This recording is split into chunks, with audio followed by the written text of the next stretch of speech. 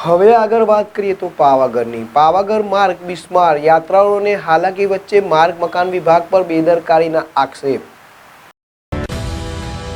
હાલોલ પાવાગઢ માર્ગ બિસ્માર હાલતમાં યાત્રાળુઓને ભારે હાલાકી, ખખડધજ રસ્તો અને માર્ગ અને મકાન વિભાગનું બેદરકારી ભર્યું વલણ। પંચમહાલ જિલ્લાના હાલોલ માર્ગ અને મકાન એસ્ટેટ વિભાગના બેદરકારી ભર્યા વલણને કારણે પાવાગઢ તરફના રસ્તાઓ તદ્દન બિસ્માર બની ગયા છે, જેના કારણે વાહન ચાલકો સાથે યાત્રાળુઓને ભારે હાલાકીનો સામનો કરવો પડી રહ્યો છે।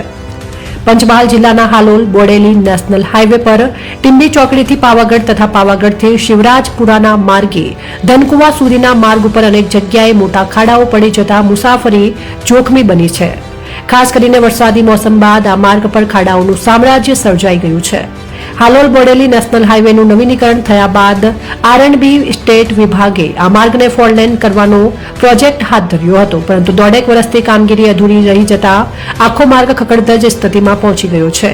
આ માર્ગ પરથી રોજબરોજ પાવાગઢ તથા શિવરાજપુર તરફના ગામડાના લોકો હાલોલ તરફ અવરજવર કરે છે, જેના કારણે વારંવાર અકસ્માતો સર્જાઈ રહ્યા છે।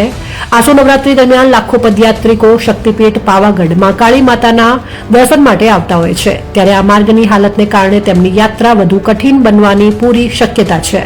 ત્યારે સ્થાનિકોએ આર&બી સ્ટેટ વિભાગને તાત્કાલિક મરમ્મતની કામગીરી હાથ ધરવા માંગ કરી છે।